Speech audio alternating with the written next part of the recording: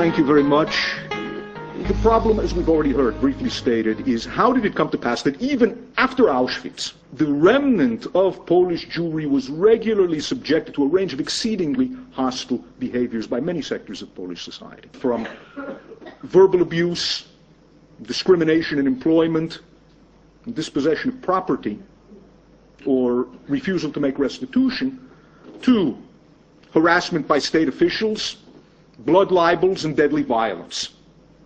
Now, Professor Gross lumps all of these behaviors under the single rubric of anti-Semitism.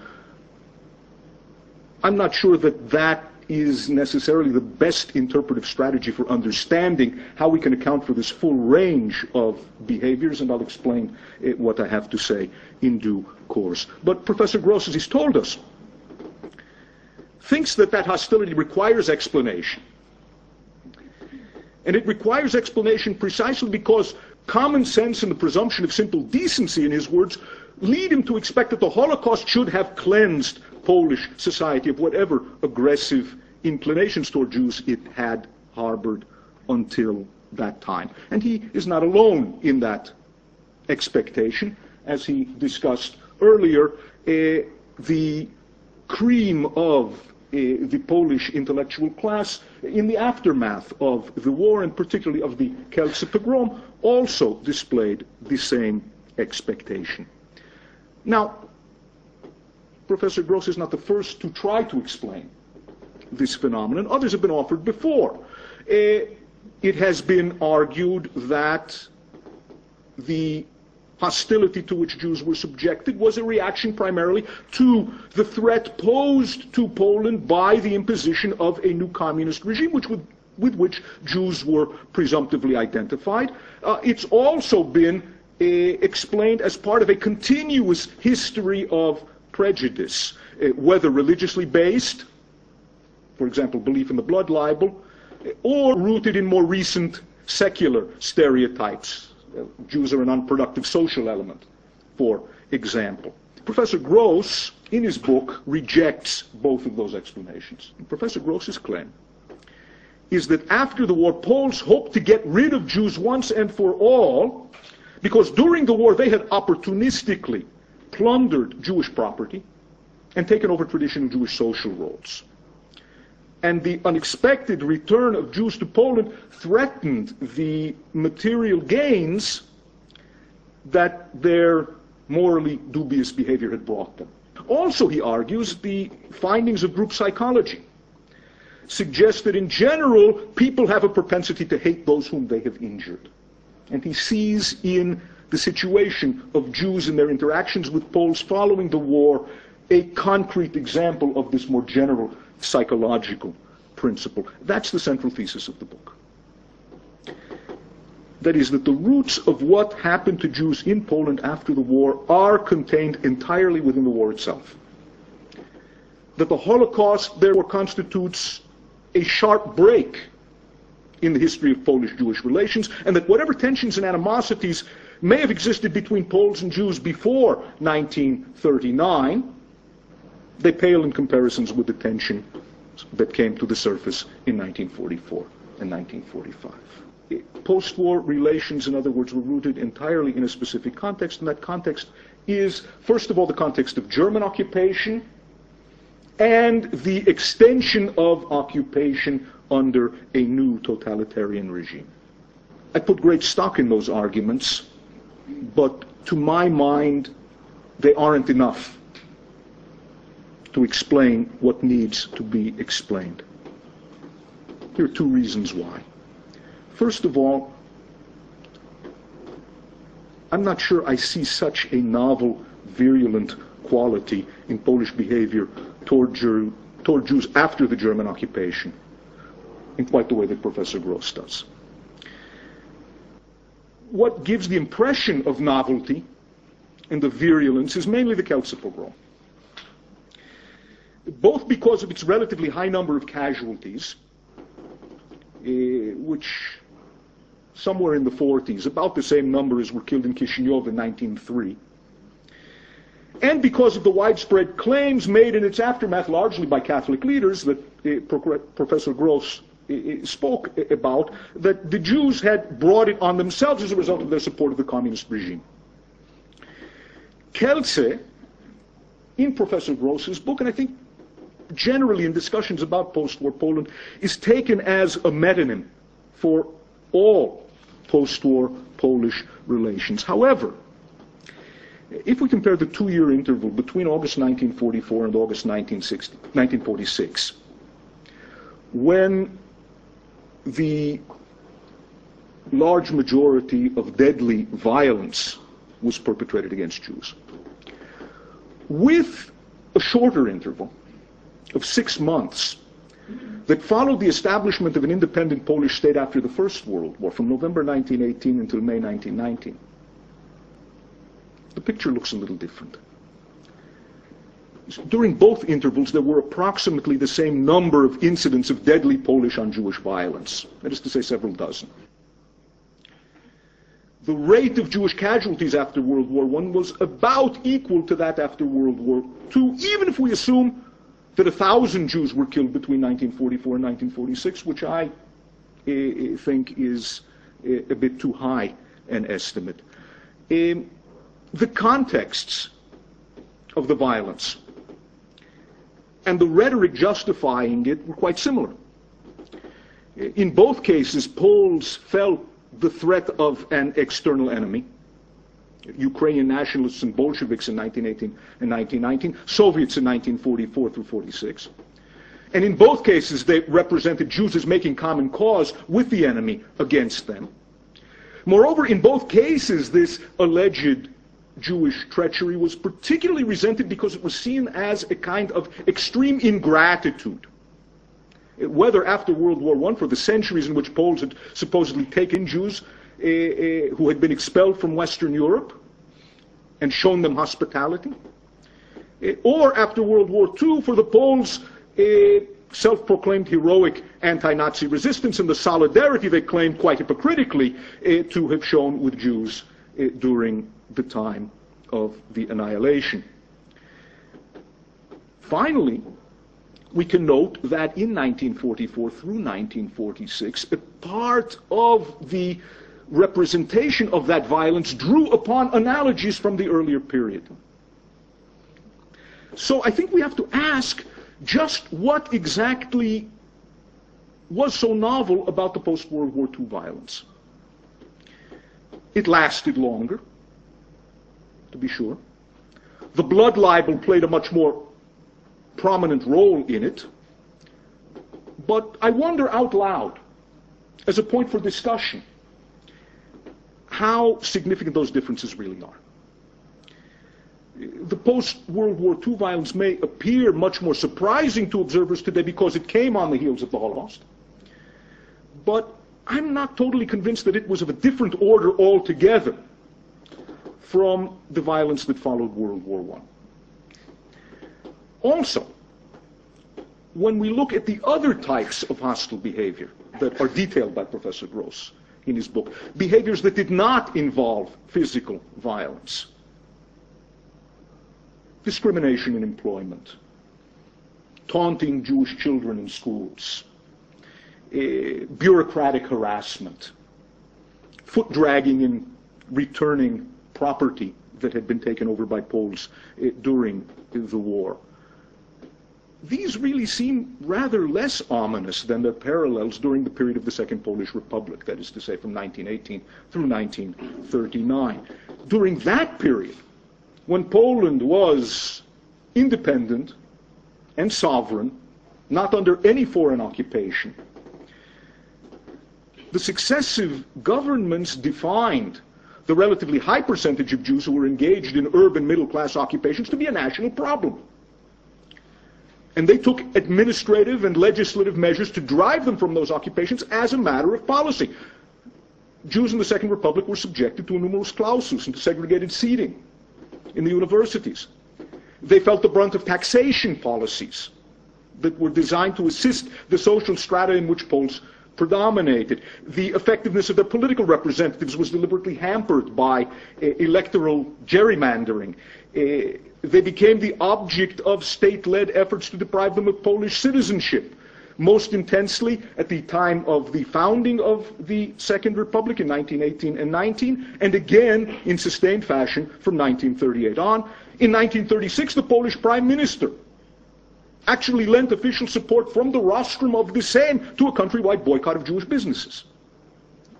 Now, nothing like any of that took place after 1944. In fact, if we could measure levels of social acceptance of Jews in Poland retroactively, in 1937 and in 1947, I suspect that we'd find Jews more widely accepted in the latter year than in the former. So, once again, I wonder just how novel and just how more virulent was the animosity displayed toward Jews in the wake of the Second World War from the decades before the war. Second reason that I think we need to scratch a bit further and look beyond the immediate context of the Holocaust for an explanation of the phenomena we're trying to describe is that one of the arguments that Professor Gross offers in support of his thesis is rooted in the assertion of an affinity between Nazism and communism that sets both of them off from other forms of government. He puts it this way, and I hope that the quotation has remained intact in the published version.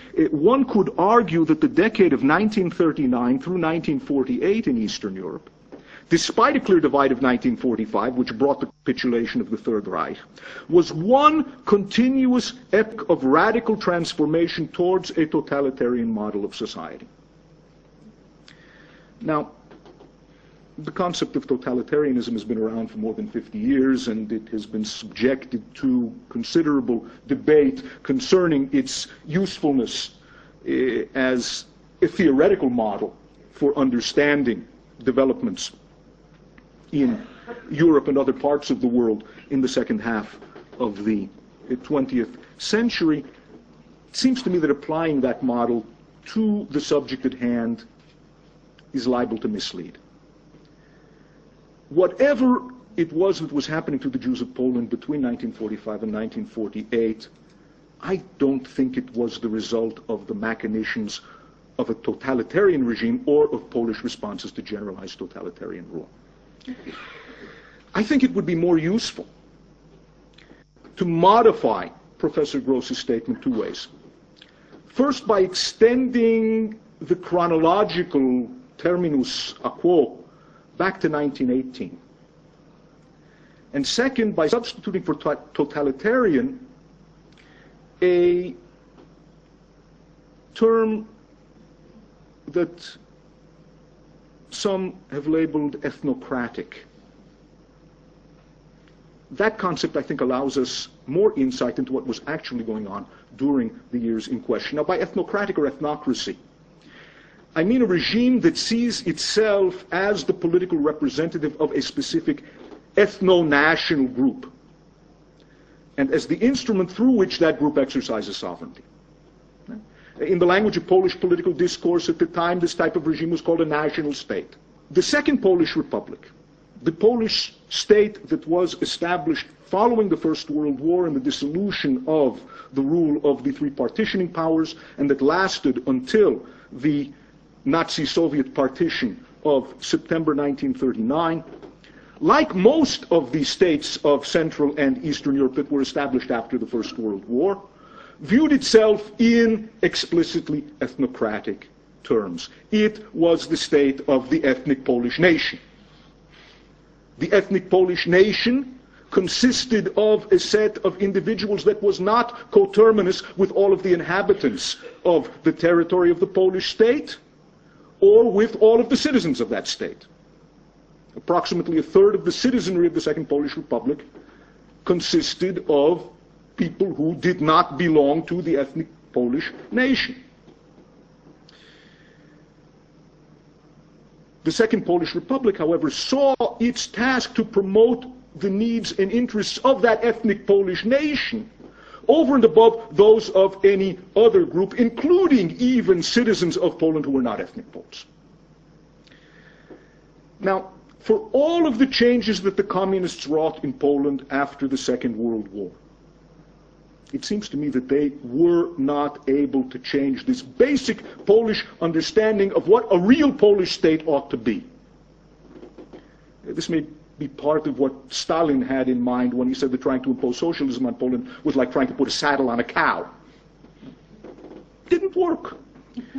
The war and the occupation did nothing to make Poles more amenable to what Professor Gross calls a civic presence, not only of Jews, but of any non-ethnic Poles in a Polish state. Nor, I think, was there any reason to expect that it should have. And in that lack of expectation, I think we find a good part of the explanation for why the Holocaust had an impact on Poland so different from what we naively might expect today. No one argued in the aftermath of the defeat in September 1939, in the aftermath of the German occupation, or in the aftermath of the imposition of communist rule at the end of the German occupation, that Poland had fallen because its minorities were alienated, because the Polish state had failed to incorporate them into any civic body. The ethnocratic conception of what a Polish state ought to be did not disappear. It was not called into question by the events of the war.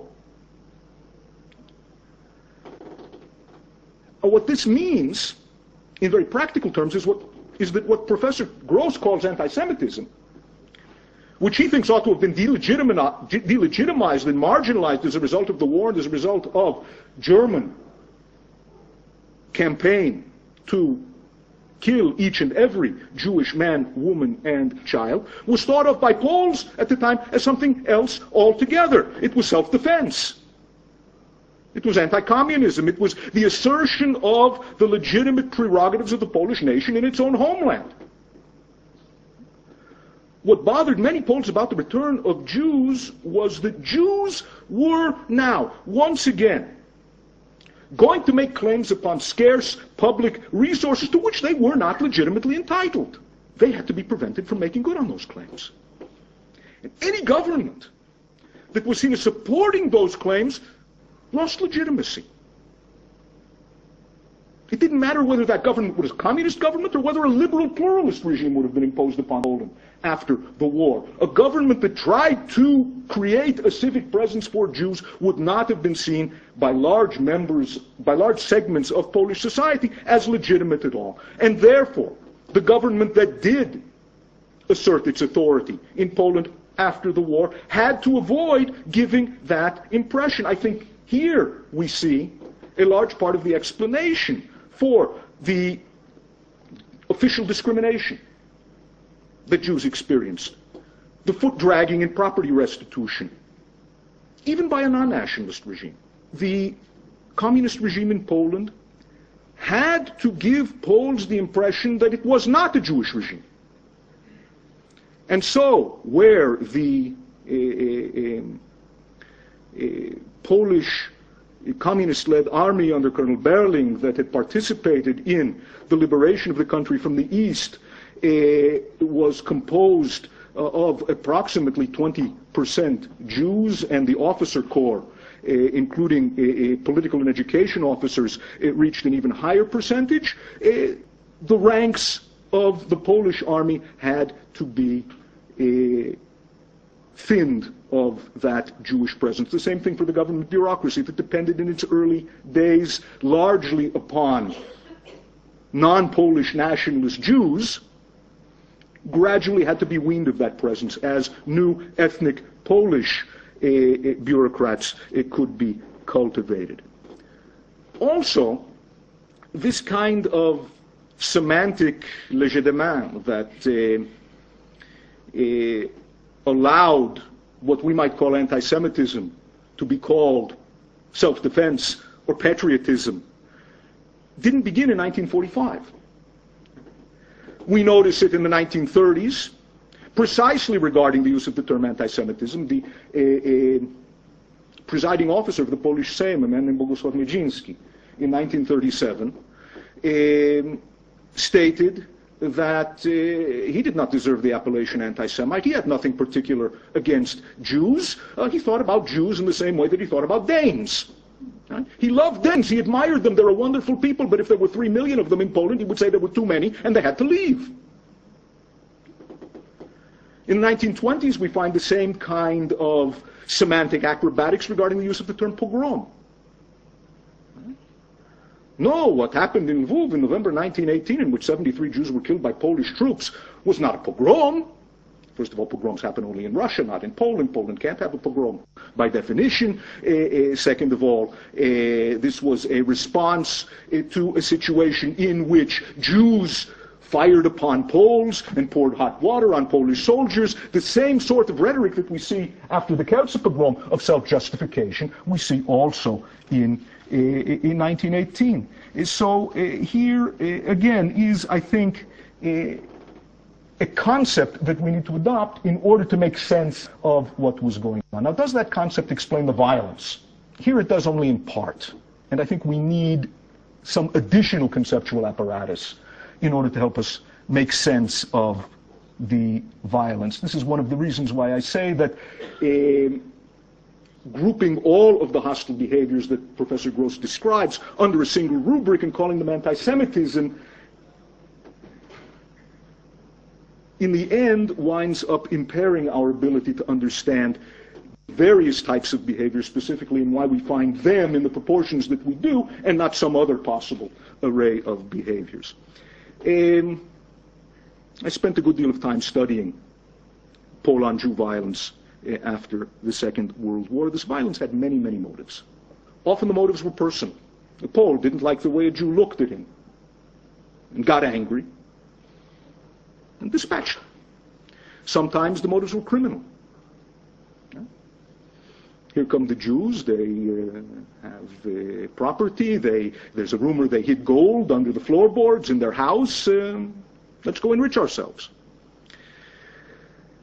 The point is that in post-war Poland, any violence against Jews could be legitimized as a necessary step toward reestablishing the just prerogatives of the Polish people in their homeland. This is how you can account for the climate that you described so brilliantly, in which it's clear to everyone that it's perfectly all right to go and kill Jews. Right? Why is it all right to go and kill Jews? Because the Jews are interlopers here. They don't belong here. They have no legitimate presence here. They are threatening us. Not necessarily even politically, but simply by making a claim on public resources. Right? But in addition, we have to keep something else in mind. Historically, mass violence against groups who are defined as socially inferior tends to take place whenever two conditions are present. First, when you have a government that's widely perceived as failing to do its moral duty and enforce the inferior group's inferiority. And second, when the government is not sufficiently strong to prevent popular efforts to enforce the inferior group's inferiority, to prevent elements of society from taking the law into their own hands and the means of enforcement of the law into their own hands, to make certain that Jews or any social inferior are kept in their proper place. Those were conditions that prevailed in 1944 through 46. Those were the conditions that prevailed in 1918 and 1919, in 1905 and 1906, in 1881 and 82, in the various waves of pogroms to which Jews were subjected. They are also the conditions that you will find when you examine incidents of collective violence perpetrated in the name of a socially superior community against a socially superior one, virtually anywhere in the world. It's still going on today. When we recognize that, we also understand the answer to a question that Professor Gross didn't ask, but that I think needs to be asked, and that is, why does violence against Jews disappear after August, September 1946? You don't have a whole lot of murders, poll on Jew violence after the fall of 1946 as you did in the 2 years previously. Violence almost entirely disappears. This also might be counterintuitive because it's precisely after the referendum of July 1946 and the subsequent political developments that resulted in the establishment of a real communist dictatorship that did repress the kind of expression of opinion that Professor Gross described earlier, became most intense, and the efforts of armed undergrounds against that imposition became more intense as well. However, from the fall of 1946, we find the government gaining the upper hand, able consistently to establish its control over the territories it claimed to govern much more effectively than it had been able to do in the previous 2 years. Again, let me stress, the specific character of the government here in this equation is irrelevant. Any government that allowed Jews access to scarce public resources in the Polish state would automatically have been at odds with the ethnocratic ethos of Polish society. So here Professor Gross is absolutely right when he says communism was not the issue at all. This had nothing to do with communism, it had nothing to do with Jews' support for communism. It had everything to do with Jews asserting a civic presence in Poland after the war. In other words, it seems to me that the phenomena that Professor Gross describes in his book are more comprehensible when they're understood as part of a somewhat more continuous tradition than Professor Gross argues that they were, one that extended back over the Nazi period to at least the First World War. And the fundamental concept of ethnocracy, I think, has to be added to the context of the Nazi occupation if the tenor of Polish-Jewish relations in the immediate aftermath of the Holocaust is to be understood. Now, one final comment. Why do I say that it's possible that this book will not provoke quite such a heated reaction in Poland as Neighbors did? Really, if you think about it, the book's message for Poles is quite comforting. Whatever misdeeds they as a society committed after the war were really the product of foreign intervention. The Nazis made me do it, or the communists. The argument that I've advanced here, I think, can be much more unsettling for Poland because the ethnocratic impulse was homegrown. And if you implicate that in the post-war reception of Jews, then you attack the foundations of an indigenous Polish political tradition and its manifestations in the Second Republic. The Second Republic is seen today in Poland as epitomizing traditions whose moral valence is entirely the opposite of Nazi communist totalitarianism. It's thought of as liberal, democratic, pluralist, a multi-ethnic society, the republic of many nations, in the name of one book that was written a few years ago to describe it. I think that many Poles would much rather live with Professor Gross's description than with mine. Having said that, I certainly do not deny that the contextual factors that Professor Gross has placed at the center of his analysis played an important role in shaping the relations between Poles and Jews in the war. The interaction between concept and context, between an immediate situation and traditions extending farther back into history is one of the great debates among historians generally. It's a major theoretical problem for historians. It manifests itself in many areas of scholarship, and we are all in Professor Gross's debt for calling attention to them as incisively and as eruditely and as elegantly as he has. Thank you very much.